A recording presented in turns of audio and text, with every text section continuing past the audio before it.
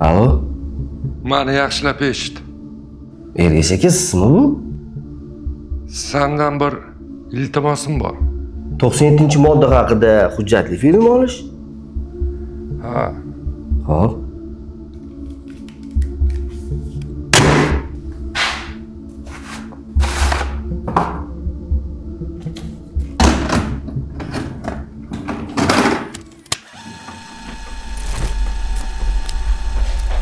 Bugungi hujjatli film O'zbekistonda kinoindustriya o'lgan degan odamlar uchun.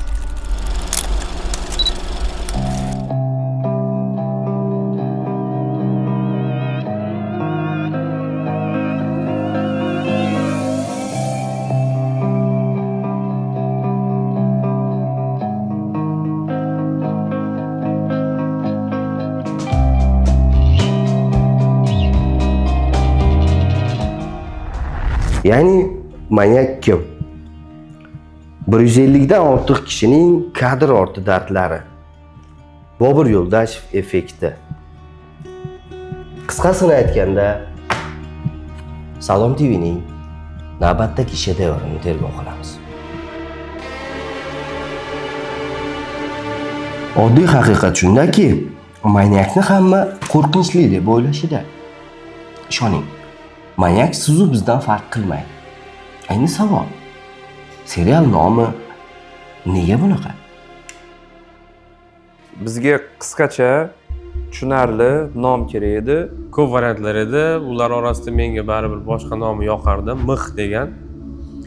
Lekin marketingdagilar bu mix deb o'qiladi deyishdi. Nima deydi, jamoamiz bilan shturm qilganda ovozga qo'ydik bir 10 ta variantlardan va 97-modda degan nom yutib chiqdi.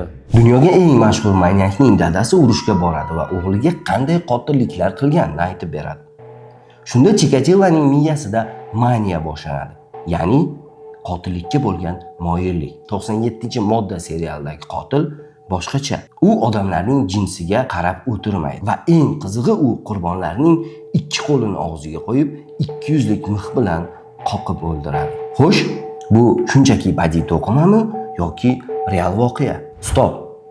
O'zi bu ideya qayerdan kelgan? 2022-yilda kelgan. Bizaga Shohrux bergan shu voqeani 2024-yilda где-то noyabrda men ozgina boshlaganman ishlash, ustida nimadir qidirish, kitoblar olganman, kitob o'qishda manyaklar haqida. G'oya bor edi, ideya shuni o'ylab olib kelgandik. Ikkita o'rtoq, bittasi militsiya bo'ladi, bittasi qotil. No bu boshqa ideya bo'lgan, no mavzu o'xshagan. Elshan bir kuni xullas seriyali qotillar bo'yicha kitob ko'tarib keldi. O'shani o'qib ko'r deydi. Qo'limga tushib qoldi, o'qib ko'rdim va Biz keyin olib uni yana boshqacha qildik. Ikkinchi ideyani yana boshqacha qildik, uchinchisi yana boshqacha qildik. И вот так переработкада mana shu ideya, hozirgi ideya tug'ildi. Keyin kreativ prodyuser Elshan shu ideyani o'zgartirib, o'sha o'zini ideyasini yanada ham zo'r qilib taklif qildi. Shundan keyin Azim, Rasul va Elshan uchalasi zo'r qilib bu ideyani pishirdi. Bitta mashinani ag'darib yuborish. Yana serial uchun. O'zbek seriali uchun. O'zi nega bu aktyorlar va rejissyor tanlangan? O'zi bizda Salom TVda biz ssenariy yozib bo'lganimizdan keyin, rejissyorni tanlab bo'lganimizdan keyin o'sha rejissyor, kreativ prodyuser birgalikda hammamiz aktyorlarni tanlaymiz. O'sha hammasi proba topshiradi. Biz ko'ramiz qanday. O'zi aslida bosh rolga biz boshqa bir aktyorni tanlagan edik. Kechqurun menga telefon qildi prodyuser. O'sha bizga yoqmayapti shu главный герой. ya'ni bizda video sinovlardan keyin kimni olish kerakligini biz tushundik. Yozilmagan qoidalar bor dramaturgiyada, ayniqsa detektivda. Bittasi bir qandaydir ustozda yosh katta ko'rinsa, shu bir yoniga yordamchi, yoshroq, nima deydi, bir shunaqa obrazdagi aktyor kerak bo'ladi. Aslida Tohir aka bilan boshlanayotdi o'zi bu Saidov bilan Ergash roliga. Uni yoshi как раз idealni to'g'ri kelyapti o'sha Ergash roliga dedikda, keyin o'sha telefonda bir-birimiz bilan o'sha gaplashib, nima qilib, maslahat qilib, shu Bobur Yo'ldashevni bir 10 kun qolganda, syomkaga 10 kun qolganda tanladikda Bobur akani taklif qildik bu rolga. Umuman olganda ikki xil ergash bo'lardi agar hozir Tohir aka Saidov ergashi bilan Bobur akaniki, lekin ikkalovligi ham o'zini qanaqadir o'ziga xosligini chiqarib berishardi. Men ssenariy o'qidim.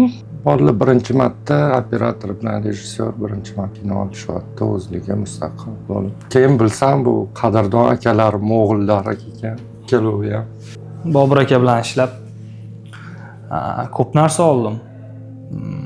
Haqiqiy o'zini ishini ustasi, professional. Maza qildik. Qolganlar ham yomon emas albatta. Endi atrofga bosh qahramon atrofiga yig'ilgan aktyorlar jamoasi ular ham jonini berib ishlashdi.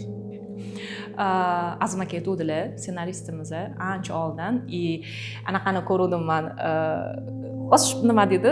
Syomka boshlanishidan oldin qo'shib qo'yadi-ku, 97-modda deb aktyorlar bo'lishi mumkin. Shu yerda ko'rganimda rosa ham tushkum kelgan, chunki O'zbekistonda hali bunaqa janr olinmagan, shuning uchun ishtirok etishni xohlagandim. O'tgan provalardan o'tib shu Ulug'bek Xalikovni tanladik. Ulug'bekka umuman olganda eng ko'p kelgan kastingga. Har safar keladilar, shunchaki to'g'ri qilib beryaptilar vazifani. Shu bilan tamom bo'lyapti, tugayyapti. Masalan, Surojning roliga finalgacha ikkita nima yetib keldi. Kandidat yetib keldi. Bittasi Ulug'bek Xalikov, bittasi Fotih Nasimov. Misolda endi shuning uchun har doim biz proba qilamiz, tanlashda minimal ошибкалар qilishga harakat qilamiz. Raqobatchilarim shu kuni 2-3 ta aktyor bolalar bor edi. Men ularni tanimadim to'g'risi. Menimcha yosh aktyor bolalar edi. Mashhur opa esa ot sportiga qiziqadi. Вот. Afsus bunaqa epizodimiz yo'q. Shu qilib tanladik.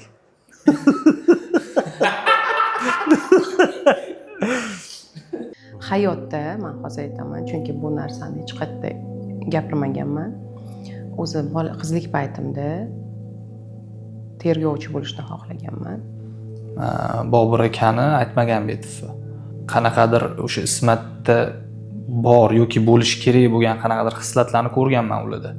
Ikkita personaj bor edi. Ikkita personajdan bittasiga ikkalasini ham topshirdim. Может bittasiga o'tishingiz mumkin dedi. Bittasi o'tdi. Men o'zim вообще-то juda ham ko'p kastinglardan yiqilganman. Lekin shunda ham kastingga topshirib ko'raman, harakat qilaman. Nimaga baribir ham zato harakat qilib ko'rdim-ku, deyman. Или qanaqadir kamchiligim bo'lsa, ha, to'xta, men betimni to'g'rilashim kerak ekan degan narsa bo'ladi shu.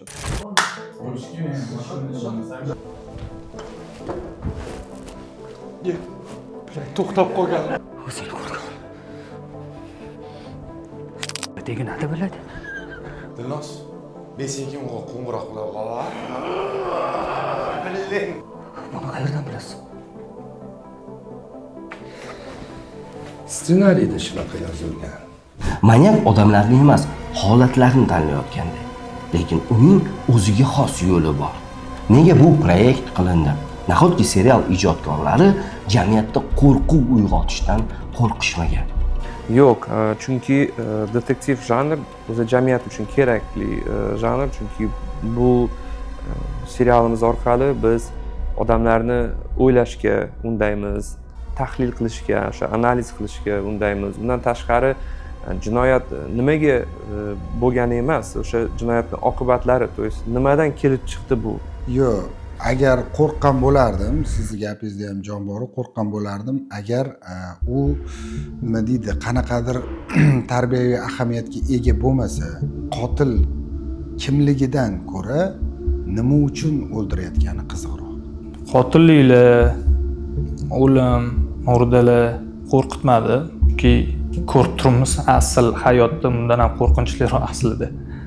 O'zi вообще serial yozganda bizada razrabotkada shunaqa narsa bor, pasil и сверхидея. Shu narsa olib keladi, fikr, полезный narsa odamlarga. No, buni men ocha olmayman, ayta olmayman, chunki bu spoiler bo'ladi.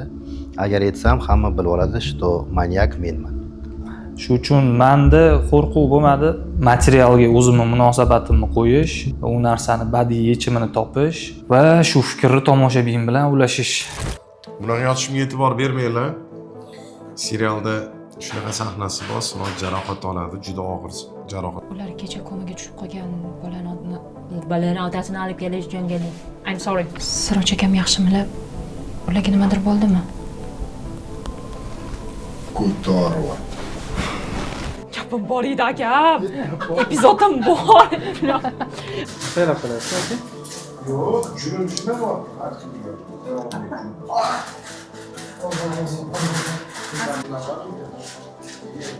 Biz ikkita katta oldik, to'g'rimi? Hammalar ikki. Ularni ko'ziga qarolmay qoldi. Bunaqa seriallar jamiyatda qo'rquv emas, ehtiyotkorlikni oshirar ekan. Xo'sh, sizning fikringiz qanday?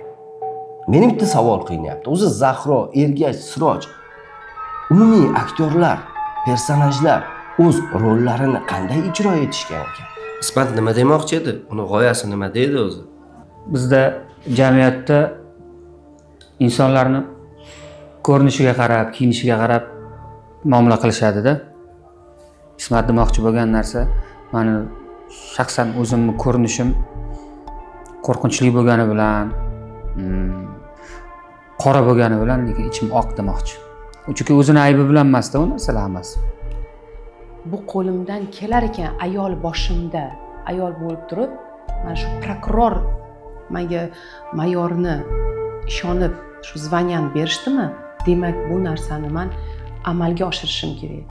Jinoyatga qarshi kurash eng birinchi o'rinda deb o'ylayman. Chunki ertalabdan kechgacha ishda hali uylanmagan, 30 dan oshgan bo'lsa ham. Sababi shu ish bilan bog'liq. Jinoyatlarni ochish, qotillarni qo'lga olish, hayotni shu yomon razil insonlardan tozalash asosiy maqsadim menimcha. Jim turmanglar, hurmatli ayollar. Sizlar ham baxtli bo'lishga, yashashga haqqinglar bor va albatta biza mana shu xotin-qizlarni qo'llab-quvvatlash hokimiyat deymizmi, har doim biz sizga yordam berishga tayyormiz. Agarda hayotingizda nimadir o'zgartirish xohlasangiz, qo'rqmang. Biz sizni qo'llab-quvvatlaymiz va hayotingizdagi yoki oilaviy zo'ravonlikka uchrayotgan bo'lsangiz, biz yoki davlat yordam berishga tayyormiz. Hozir masalan Zahroni agar Zahroni kelib chiqsa aytsak, Zahro endi hayotda masalan oilam aytganingizda oila deydi-yu, lekin u hozir faqatgina uni xayolida qotilni ushlash bilan ovora. Qahramoningizga o'xshagan erkaklarga nima degan bo'lardingiz? Ish yaxshi. Lekin oila ham qurish kerak. Vaqt o'tib ketyapti. Nima degan bo'lardim? Omad tilab qo'ygan bo'lardim. O'zingga ishon. O'zingga ishon. Obrazingizda yashagan bo'lardingiz? Yo'q, menimcha. Nimaga? Men ko'proq oilani yaxshi ko'raman. Vaqtimni ko'proq oila a'zolarim, yaqinlarimni o'tkazishni yaxshi ko'raman. Siroj shunaqa emas. Hayotni bilmadim. Meni kasbim emas.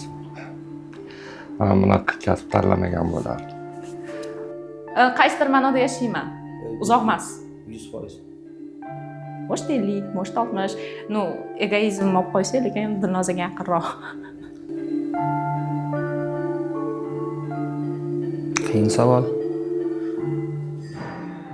Bilmadim, balkim agar hayotda shu Ismat bo'lganimda hayotimdan mamnun bo'lishim mumkin-u, lekin hozirgi hayotim bilan taqqoslaganda yo'q.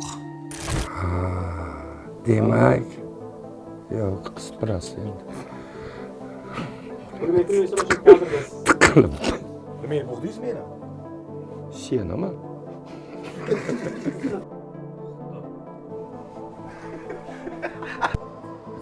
Jahlim chiqsa bormi?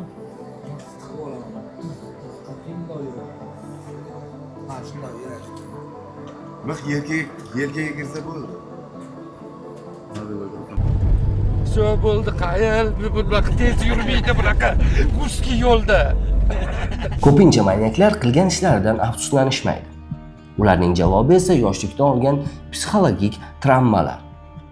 Menda savol bor. Ssenariy qanday shakllangan? Kadr ortida qanaqadir qiziq voqealar bormi? Ssenariyda ssenarist Azim aka bilan endi shunaqa tortishuvlar bo'lgan. Syomkadan oldin o'sha tayyorgarlik jarayonida. Ushbu materiallarni o'rganishga bo'lgan vaqt ko'p ketdi.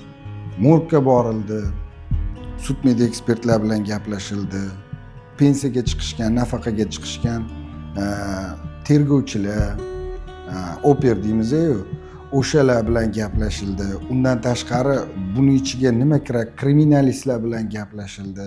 Shularni o'zi o'rganishga bo'lgan vaqt juda ham ko'p sarflandi va shuni evaziga ham bu yaxshiroq chiqdi deb o'ylayman. Ssenariy yozish 4-5 oy vaqt oldi-da. O'zi aslida ko'proq oladi, bizda 1 yildan mana shunaqa 6 oygacha. Hattoki syomka paytini o'zida ham ishlashga to'g'ri keladi. Bu bo'ladigan holat ko'pincha. Umuman olganda epizodda o'zgarib ketgan joylari ham bo'ldi, voqealari. Ha, ayrim joylar o'zgardi, ya'ni bu yana o'sha byudjet masalasi bo'lgani uchun bir ikkita epizodlar shu poyezdda olinish kerak, masalanda qaysidir lokatsiyalar o'sha taraflama o'zgardi, lekin dramaturgiyasi saqlanib qolgan. Bitta personajdan qoniqmadim. Bu personajni biz как ssenarist bo'yicha ochmadik-da. Bu prokurorni eri. Shuni biz ocha olmadik как ssenarist. Chunki bunisidan vaqt qolmadi, yana boshqa sabablardan biz ko'proq ishlamadik, chuqurlashmadik. Shu personaj aktyor zo'r tushdi, zo'r o'ynayaptilar, no biz как ssenarist ochmadik shuni. O'qiyman ssenariylarini. Shunaqa sahnalar bo'lsa ishlayman. Mana ijod qilish oddiy pudra urish emas. Mana Toshkent 94 da ham ijodiy narsalar ko'p bo'lgani uchun sochlarni o'zgartirdik aktyorlarimiz uylabchi. Shunaqa narsa proses bo'lgani uchun olganman. Buni ham o'qidim, qonli sahna bo'lgani uchun oldim deyishdi. O'sha detektivlarda shunday o'sha janrda, manyak haqida janrlarda qoida bor. Manyak o'zini bir qandaydir ramzini qoldirib ketishi kerak o'ldirgandan so'ng. Va biz mana shunaqa narsa o'ylab topdik. Ya'ni ikki qo'lini, kaftini og'zini yopib 200 lik mix bilan qoqadi. Bilasizmi, men bitta narsa qildim. Rejissyor kelganda detektiv bu mana shunaqa manyak to'g'risida uni qidirish kerak. Men spesialni o'qimadim. Kimligini, manyak kimligini bilmadim. Spesialni o'qimadim, o'zimni joylarimni o'qidim. Oxirigacha o'qimadim ssenariy. Menga ko'proq ssenariy yoqqan edi. Chunki bilaman, filmda birinchi o'rinda ssenariy turishi kerak. Ssenariy yaxshi bo'lsa, qolgani keyingi o'rinlarda. Shuning uchun qatnashdim. Qiziq holatlar bo'ldi. Masalan, sudchi ayol o'ldirilishi. Qandaydir ramziy narsa bor, rejissyor qo'shgan, bu shu qon bilan sutni aralashib ketishi. O'sha epizod yoqqan menga. Ko'rgan bo'lsanglar, o'sha obyekt tanlab kelganmiz. O'rta Chirchiqda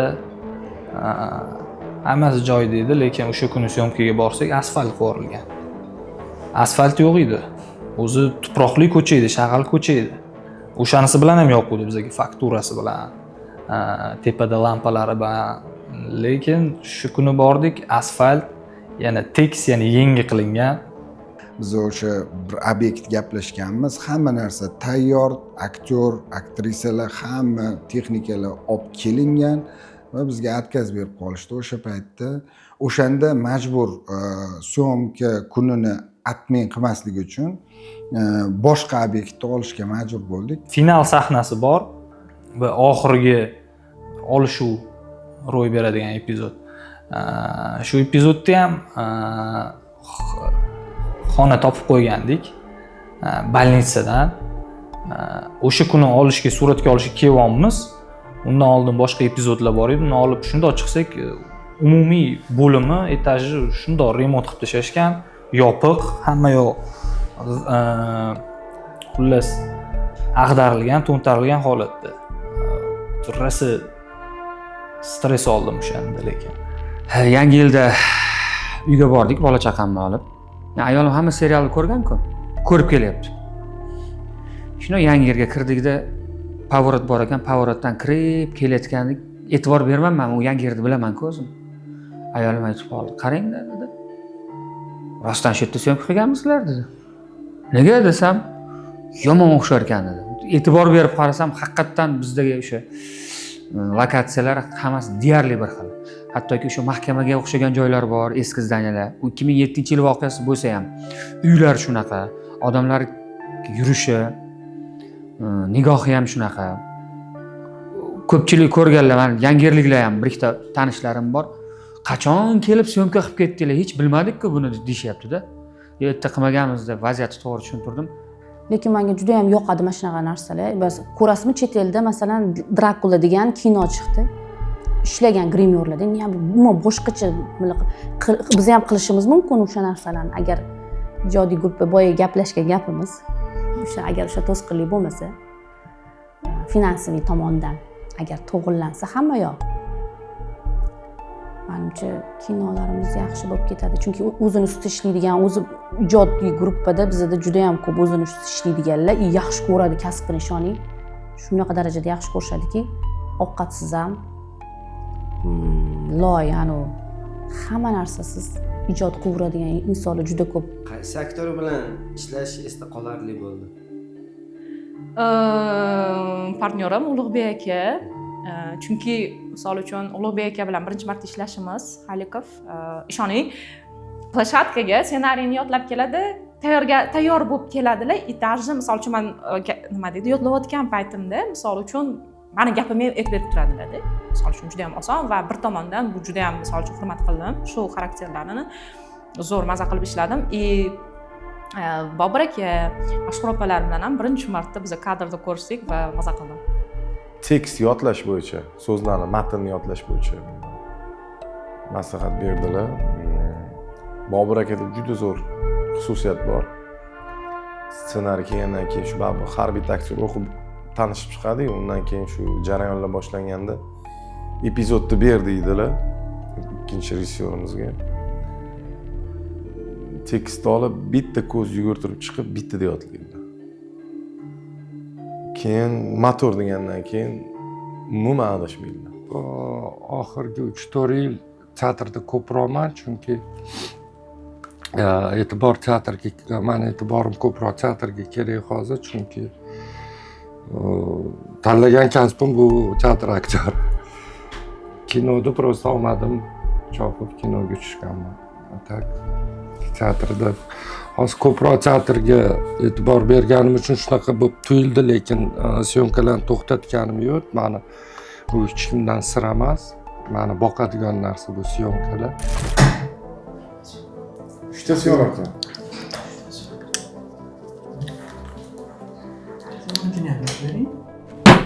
Bekorlanayapsan. Aytibsen. Bekorlanayapsan. Qayerga keldi? Qayerga keldi bunaqa kelding? Yo'q, faqat cheklatilmaydi. Bunaqalar idorada ishlashga nohaq.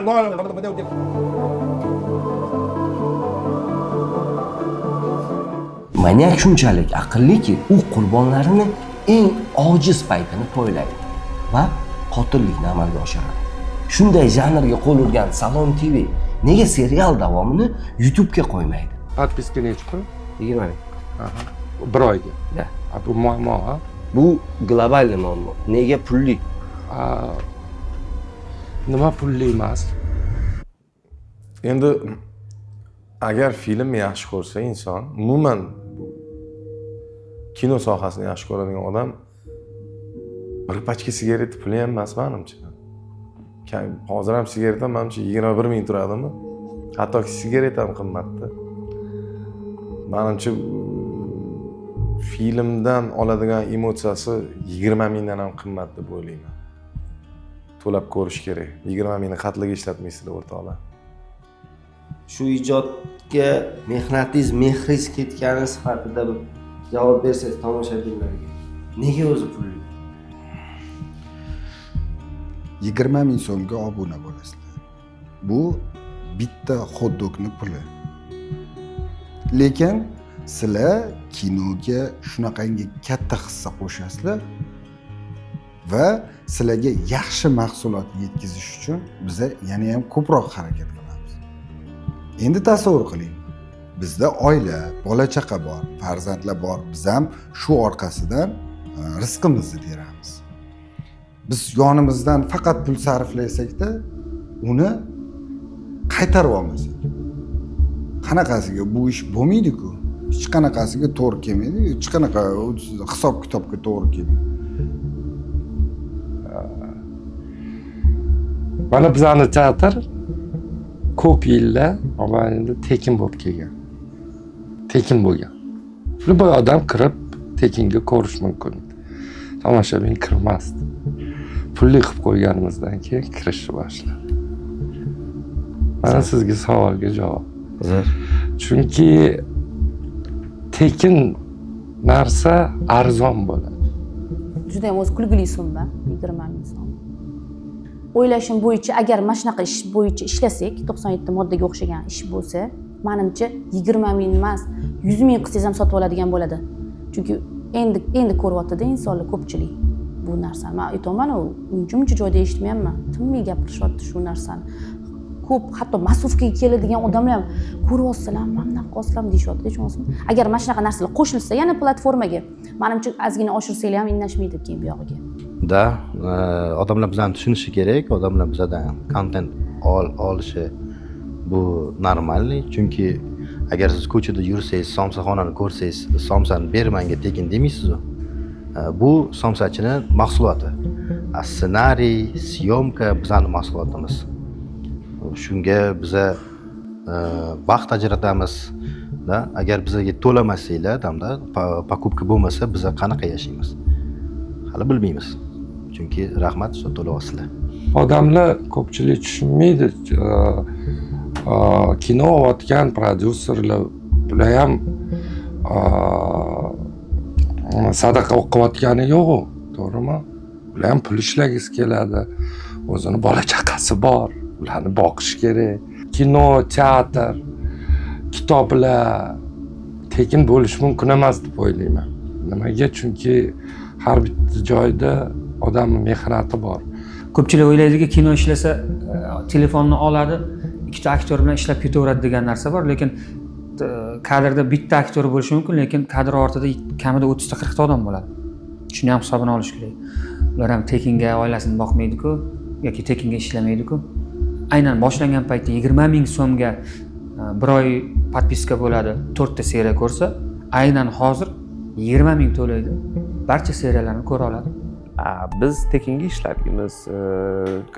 Kollektiv ves syomishni protsess hammasi bu pul, aktyorlarga pul to'lash kerak. Buni hammasini rasxodi bor va albatta buni pulni qoplash uchun biz podpiska sotib tomoshabinlarimizga shuni yetkazamiz.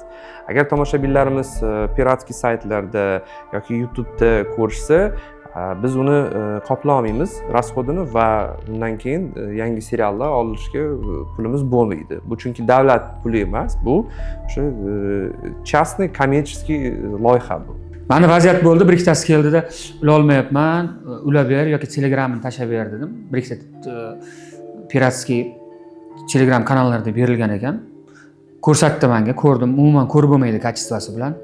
Salom TVni skachat qil dedim. Qildi ko'zimni oldida, tushuntirdim. Shuna qilasan desam, "Ya aka, kelman" dedim. O'sha 20 ming so'm to'ladim, o'zim plastikimni yozib, to'lab, ular berdim, ko'ra qolib kel dedim. Yaxshi narsa baribir pul bo'ladi. Hozir siz agar mana shu yerga shu tomosha qilgan bo'lsangiz, siz kirib albatta Salom TVdan veb serialni ko'ring, chunki bu biz ijodkorlar uchun kattakon qo'llab-quvvatlashda. Chunki juda ham ko'p bizning O'zbekistonda talantli ijodkorlar bor, rejissyorlar bor, operatorlar bor, aktyor, aktrisa ko'pda. Ularni misol uchun mana Salom TV necha yildan beri ishlayotgan bo'lsa, zo'r narsalar, mana zo'r talantlarni olib chiqadi-da. Endi yana o'sha narsani olib chiqish uchun sizlar ko'rib, bizani qo'llab-quvvatlashinglar kerak. Shunda misol uchun odamlar orasida yuradigan, "Ha, bizani o'zbek kino nima deydi, saviyasi u bu" degan narsalarni qaysidir ma'noda sindira olamiz deb o'ylayman. Chunki 20 ming Muchotda bu bir oyga kulgili narsada, akalar, kulgili narsa. Bir oyga 20 ming. Ana hozir butun axborot to'layotibdi. Narkomanlar. Nech puldan oladi o'sha tabletki narkoman narsalar? Bunga pul bor, bunga yo'qmi? Kino, teatr, kitoblar bu pulli bo'lishi kerak. Chunki odamning mehnati ketgan bunga. kimdir o'tirib yozgan-ku mana buni. Bir yildan emas. Bu rassom chizgan, yozuvchi yozgan, rejissyor olgan, prodyuser riskka borgan. Man o'ylanib qolaman ba'zida shunaqa savol beradiganlar. Shunaqa digim keladi ularga. Siz bor kuchingiz bilan, peshona teringiz bilan mehnat qildingiz. Aytaylik birovni yerini chopib berdingiz. Sizga shunchaki rahmat ketishingiz mumkin desa, nima deysiz? Uyda bola chaqangiz och bo'lishi mumkin yoki boshqa narsa, muammolaringiz bo'lishi mumkin. Ha, podpiska sotib oling. Bu bizga muhim. Keyingi seriallar chiqish uchun YouTube'ga qo'yishdan bizga foydasi yo'q.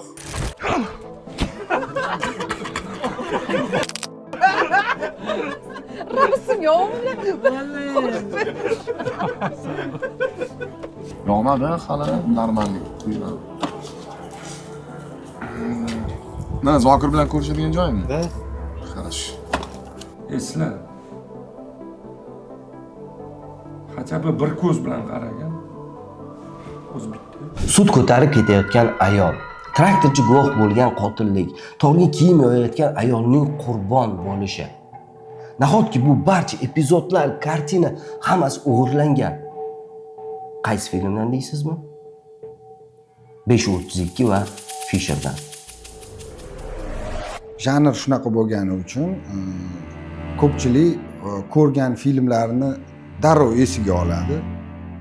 Bu bunga o'xshayotgan, mana bunga o'xshayotgan, 532 ga o'xshayotgan deydiganlar ham bor qozoq serialiga. 532 bilan bizani serialimizni ko'rsak, bu вообще boshqacha formatlar. 532 bu formati Nidelniy monster deyiladi. Har bitta seriya bitta manyak, personajlar bu manyakni topadi. Bizada полный 8 ta seriya, 8 ta seriyada bitta manyak. Personaj shu manyak orqali yuradi. Ana shu narsani bir tushuntirib ketsak-da, masalan, ular nimaga shunaqa deyishadi? Chunki bitta o'xshashligi bor, janr faqat, и всё. Toshkent 94 degan serial 90-yillar haqida serial chiqarganimizda odamlar Slow patsana deb ko'p yozishdi. Lekin o'xshash yoki o'g'irlangan desangiz, bu agar syujet, dramatik liniyasi, qahramonlar haqiqatdan ham shunaqa bir xil bo'lsa, o'shanda o'g'irlangan bo'ladi. Bu yerda faqat janr bir xil. Qachon sudchi ayol yuradi-yu, keyin uning orqasida odam ketadi. Dalniyda olgan rejissyor. Dalniyda olgan, и вот shu kadrni esingizda borda meni. Вот. 532 da 3-yoki 4-seriyada shunaqa xuddi shunaqa kadr bor. Bitta ayol, pirojki sotgan ayol yuradi, uning orqasidan qanaqadir alkash paydo bo'ladi. Вот такой же kadr qurilgan, и поэтому odamlarga menimcha kelyapti-da, что вот o'g'irlangan. На самом деле просто kadrlar o'xshashi. Bu 532 yoki True Detective yoki Fisher deyishyapti. Aslida u yerda umuman dramaturgiya va voqealar rivojlanishi umuman boshqacha. Почему Fisher? Nimaga Fisher deydi? Format один, bir format, detektiv boshqa shaharga borib, u yerda manyakni topadi. Bizda ham xuddi shunaqa. И plus bizda yana nima o'xshayapti? Fisherda ayoli kasal, bizda ham shunaqa. Но решение, detektiv, убийствоlar boshqacha. Bu juda ham qiyin masala bo'ladi deb o'ylayman. Buni men hal qilaman. Svetni hal qilib qo'yish. Bu stabani vazifasini bajaryapti hozir.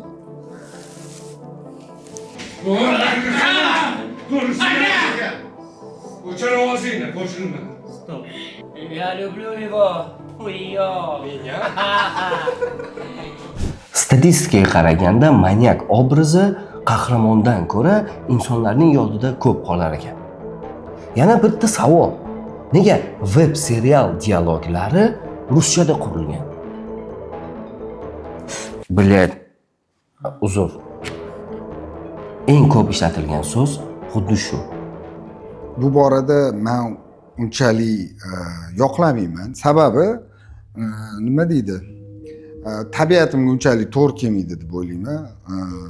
Lekin bitta narsani inobatga olish kerak. Biz showrunnermiz, kreativ prodyusermiz, ssenaristmiz qolaversa.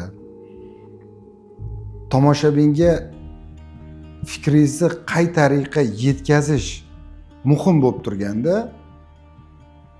buni ozgina istisno qilsa bo'ladi deb o'ylayman. O'zi Salomni mahsulotlari shu seriallari bo'lsin, Nasib kino ham bo'lib qolar. Biz hayotiyroq qilishga harakat qilamiz, sababi bu adabiy ko'proq televizion seriallar, o'ta o'ziga yarasha romkalar bor. Aktyorlarga qanday qulay bo'lsa, o'sha tilda gapirsin.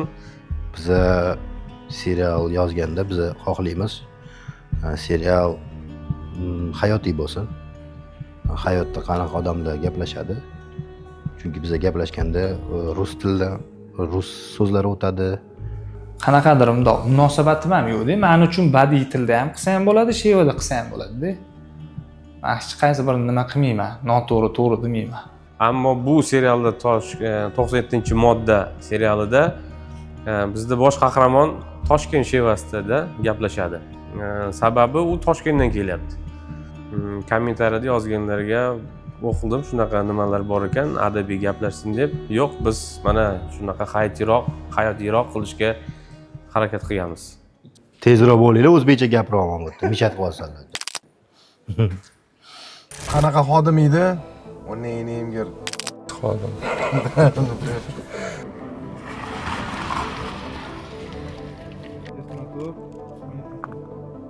Boshladik.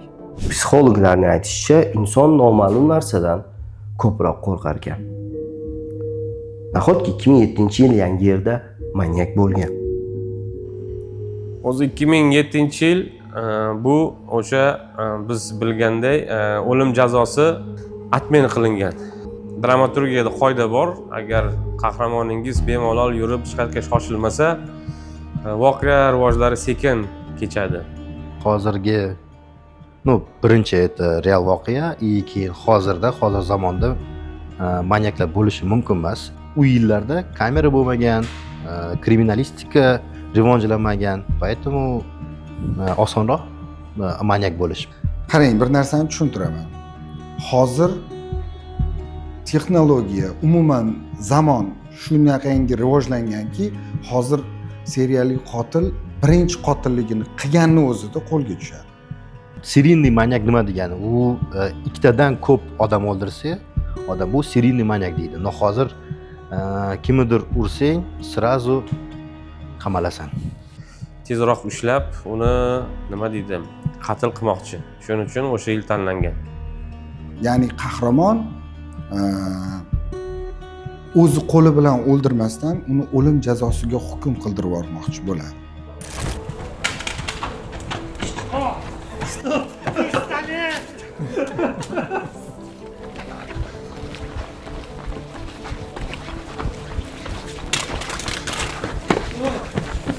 Pistolet keraksangi yugurayotganda. Kechqurun soat bilmasam 2larmi, 2:30larga o'sha yerda bo'lamiz, xudo xolasa, keyin o'sha yerda davom ettiramiz qolganini. Buyoqgacha tugaydi, xudo xolasa. Bitta triller janridagi serial va tomoshabinlarning mana bunday fikrlari. Ha, bu realniy kommentariyalar. O'zbek filmlari va seriallarini yomonlaymiz. Ha, siz u men yomonlaymiz. Nima? Bizning umuman aybimiz yo'qmi? Tasavvur qiling, 100dan ortiq insonlarning mehnati, umri, vaqti sarflangan ijodni nusxasini olib Telegram kanallarida tarqatishyapti. Ha, siz u men uni iste'mol qilyapmiz. Bilingki, yaratgan, ya'ni shu filmni yaratganlarning roziligisiz bo'lyapti bu ishlar. Agarda biz shu ahvolda bo'lsak, ishoning, o'zbek film rivojlanmaydi. O'zbek kino hech qachon o'smaydi, ishoning. Aslida o'zbek kinoni ko'pchilik o'ldirib yuborgandir, lekin o'lgan yo'q. O'zbek kino hech qachon o'lmaydi. Bundan bir asr oldin ham filmlar boshlangan bo'lsa, shu paytgacha o'zbek kino qozoq filmdan ham qirg'iz filmdan ancha balandda turgan. Bundan keyin ham turadi, chunki bizda rejissyorlar, aktyorlar, kadrlari juda professional. Mana yaqinda sodir bo'lgan Netflix butun boshli Warner Brothers kompaniyasini sotib olgani. Kinolar rivojlanyapti, lekin qanchalik ko'p bo'lyapti bu savol, lekin rivojlanayotgani aniq. Men bitta aytdim-ku, sizlardan chiqdi-ku, mana o'zgartirish inson tanasini menga telefon qilishdi. Agar shuni ish qilsak, yengillik kiritsak, menimcha yana nimadirlar qo'shsak, yana insonlar qiziqib qoladi, chunki joniga tegan. Mana kelin o'sha aytganingizdek narsa. To'sqinlik o'zi umuman faqat xayollarimizda, hech qanaqa to'sqinlik yo'q. Faqat olg'a bosish kerak. Nu, ko'proqgina pul bo'lsa, bilasizlar, kino ko'p pul talab qiladi. Bundan ham yaxshiroq va qiziqarliroq voqealar, seriallar yaratishga harakat qilamiz. Birinchi to'sqinlik bizaga как ssenaristlarga bu informatsiya yo'qligi. Menimcha bizada bo'lgan, manyaklar bo'lgan, serialniklar bo'lgan o'tmishda. Lekin bizda informatsiya yo'q bizada. Buni qidirish kerak. Bu to'sqinlik birinchi bu. Mana bu real voqea-ku. Buni topish uchun internetda вообще qatiga ham kirmaganman. Shu narsalarni topish uchun qanaqa kitobim olmaganman.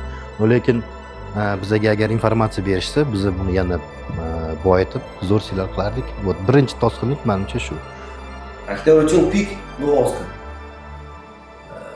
Biz qachon bora olamiz o'sha joyga? Bizda aktyorlarimiz bora oladimi o'sha joygacha? Bizning filmlarimiz bora oladimi o'sha joygacha? Og'riqli narsada bu.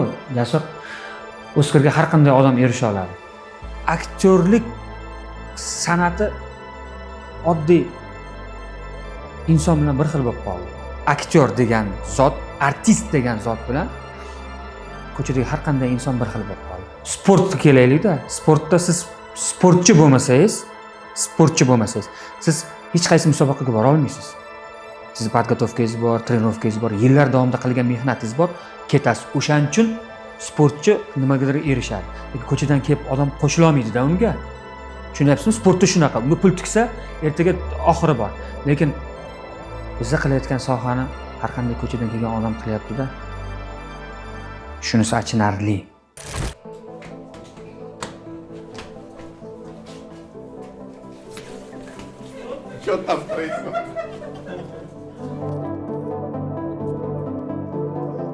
İsmim Dung'urotov, familiyam Ergashev. Qisqa qilib doktorda desak ham bo'ladi. Nima ko'ryapsan? Yo'q, biladi. Yoza qoling, biladi. Sani so'zing olding, menga ism familiyasini yozib ber desam. Dunyo qulaydi, ongimiz ochilsa. Bu film uchun tanlangan saundtrekning so'zlari. Web serial uchun tanlangan qo'shiqning nomi Dunyolar. Flame Up jamoasi buni 6 yil oldin yaratgan. Bu shedevr 97-modda serialini yanada sizga yaqinroq qiladi. Xo'sh, serial davom bo'ladimi? Albatta, ikkinchi mavsum bo'ladi. Hozir harakatdamiz. Xudo xolasa, yangi o'sha hikoyalarni izlayapmiz. Qanday bo'lishi mumkin, qaysi viloyatlarda qanday jinoyatlar bo'lgan, shularni olib chiqib va yana juda ham важный moment o'sha u jinoyatchilar nimaga u jinoyatni qildi, o'sha oqibatlarini ham o'rganyapmiz. Просто так любой jinoyatni tanlab o'shani syujet qila olmaymiz biz. Shuning uchun ikkinchi mavsum xudo xolasa yaxshi bo'ladi degan umiddaman va tez chiqaramiz. Hozir deyarli bizda g'oyalar bor. Keyingi mavsum uchun ham baribir bu tomoshabinning ixtiyoriga havola bo'ladi. Hozir g'oya ustida ishlayapmiz. Ayrim bir ikkitasi bor, faqatgina yaxshilab qaysidirni tanlab jarayonga tushib ketamiz degan umiddaman. Men uchun yozish o'ta kayf. Men chunki Salom TVda eng qora yurakli odamman.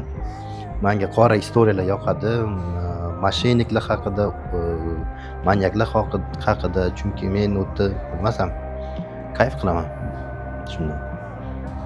Bir narsa haqida gapirib o'tmoqchiman, to'g'risi. Umuman olganda menga yaqindan yordam bergani uchun Rasul Karimov va Elchan Namazliga o'zimni minnatdorchiligimni bildiraman. Chunki juda ham ko'p yordam berishdi, ssenariyni bitirishdi. Biz birgalikda bitirdik. Ularning to'laqonli haqqi bor. Va prodyuserimiz bizani shef keling shuni bunday aytaylik va bizani bosh prodyuserimiz Shohrux Murtazayevga, ya'ni shu filmni, shu serialni qilamiz deganimizda bizga ishonch bildirib, imkoniyat yaratib bergani uchun mana shu narsalarni aytishni niyat qilib qo'ydim. Tamom. Birinchi, endi buni, naverное, boshidan qo'ysanglar bo'ladi. Men hammadan uzr so'ramoqchiman. O'zbek tilida ozgina aksent bilan yoki yetarli so'zlarni bilmayman, chunki men rus maktabida o'qiganman, o'zim ozarbayjonlikman. Joyingdan qimillama hayvon. Nima gap, tinchlikmi? Boshingni qo'lingga qo'y. Yana bitta. Qo'lingni boshingga, bilay. O'tmishda qilganmisiz? Ayarlashdingiz qilgan. Voy, sekin.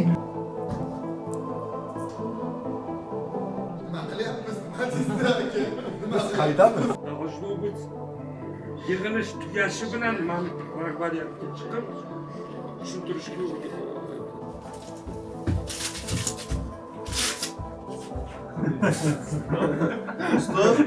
Judayam ko'p insonlar qiziqyapti, ishonasizmi? Manyak kim, Nigora ayting, ko'ringlar dedim. Sotib oldik, ko'ryapmiz. Bizni уже yuragimiz anaqa bo'lib ketyapti. Har xil Bobur akammi? Yo'q. Ulug'bekka chiqadi deyapti. Yo'q, ko'ringlar dedim. Aytolmayman dedim. Aytsam o'xshamaydi dedim. Bilmaysizmi shuni? Manku. Manyak kim? Erizmi? Menimcha mana kommentariyada faqat erim. Nima soch oqligidanmi? Demak, meni ham sochim oq bo'lsa, demak, meni ham manyak deyishar ekan. Manyak men, eng birinchi manyak menman. Bu meni eng qiynagan savol. Ya'ni tomoshabinlar tomonidan ko'p beriladi. Ko'pchilik, ayniqsa o'zingiz oilangizdan eshitsangiz, ularni qanaqa qilib xafa qilmaydigan holatda bu savoldan chiqib ketish yo'llarini qidirish eng qiyini. Manyak kim? Har xil fikrlar bor hozir tomoshabinlarda, lekin bitta narsani ayta olaman. U yoqda hech kimga ishonch yo'q, hech qaysi personajga. Hammadan nimadir kutish mumkin. Gumonim bor. Bitta gumonim bor. Menimcha rejissyor. Hazillashdim o'zim. Tak, manyak har bittamiz. Hammamizda manyak bor. Ulardan qo'rqish kerak. Shu kinoni oxirigacha ko'rish kerak, o'shanda biladi odam. 97-modda. Bu manyak haqida serial emas. Bu har birimiz haqimizda. Biz qarashga qo'rqadigan oyna haqida. Jamiyatimiz ichidagi ayrim insonlar qarashga qo'rqadigan oyna haqida. Filmni tomosha qilish uchun hoziroq Salom TVga o'ting va emotsiya oling. Ishoning, yaxshi seriallar dunyoqarashingizni o'zgartiradi.